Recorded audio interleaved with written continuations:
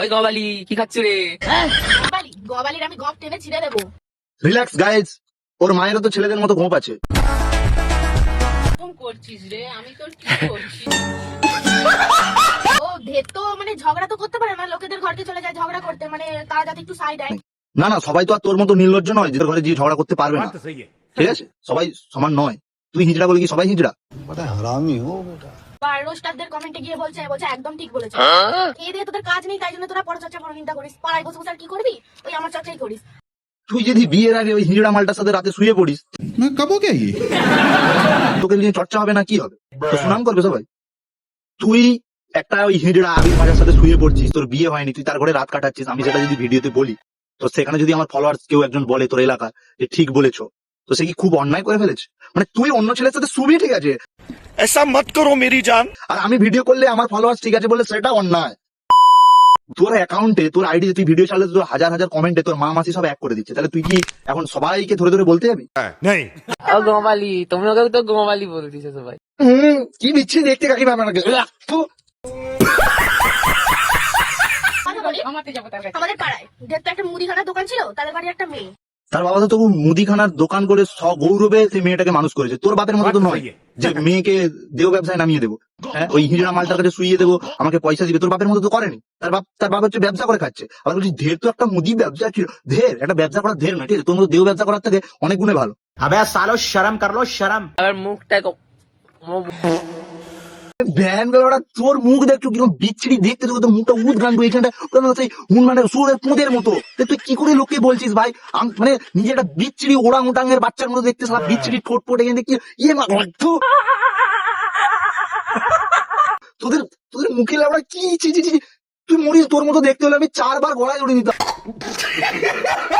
আমি ভিডিওই করতাম না।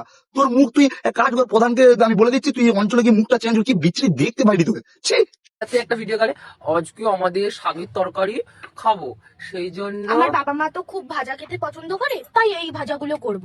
হ্যাঁ, তার বাবা মা ভাজা খেতে ভালোবাসে তাই সে ভিডিওতে বলছে, তোর মতো তো নয়। তুই তো ভিডিওতে বলতে পারিস আমি আজকে দেহ ব্যবসা করেছি আমার বাবা মার জন্য, আজকে আমি মোগলাই পরোটা নিয়ে যাবো, তোর বাবার মাকে নিয়ে যাবি, দেহ ব্যবসার পয়সায় খাবে তোর বাবা মা ভ্যান গেলে।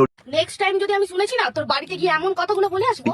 কি বলবি কি বলবি? তুই হিজড়া, তুই ছক্কা, তুই কি বলবি? তুই তার ঘরে গিয়ে তুই যেতে পারিস জানি, তোর তো কোনো লাজ লজ্জা নেই। তুই লোকের ঘরে যদি শুয়ে পড়তে পারিস, তুই লোকের ঘরে ঝগড়াও করতে পারিস। বিয়ের আগে যদি তুই হিজড়া মালটার সাথে শুতে পারিস, তুই লোকের ঘরে ঝগড়াও করতে পারিস, সেটা আমি তোকে একদম মানবো। তোর উপরে এইটুকু ভরসা আমার আছে। দ্বিতীয়বার আর আমার নিয়ে কোনো কথা বলবি না।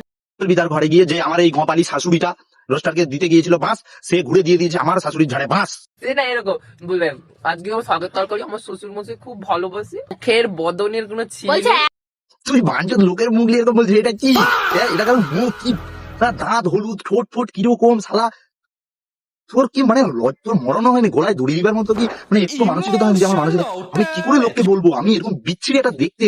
আমি তোর কনফিডেন্স লেভেল ভাই সত্যি মানে ভাই না বোন তুই হিজড়া, হাট পোকা চোদা গান্ডু মাল। আবার লোকে লোক আবার রোস্টারদের গিয়ে মানে কমেন্ট করছে, ও বলেছে একদম ঠিক, বিয়ের একটা ফটো দেওয়া আছে।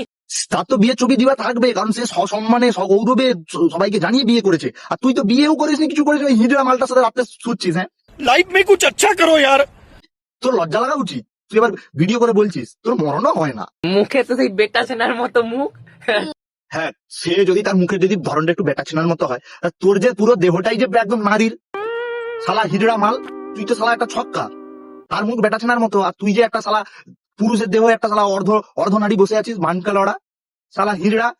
আবার তার সাথে আরেকটা ছেলেও যোগ হয়েছে, মানে সেও মেয়েই, মানে ছেলেই বলতে গেলে কেউ মেয়ে সেও ছেলে কুকুরে নাকি, মানে যে ছেলে মেয়ে মানে কি, সে ছেলে না মেয়ে আগে ভালো করে বল না। তো তোর আবির পাতের মতো হিজড়া निकल लौड़े।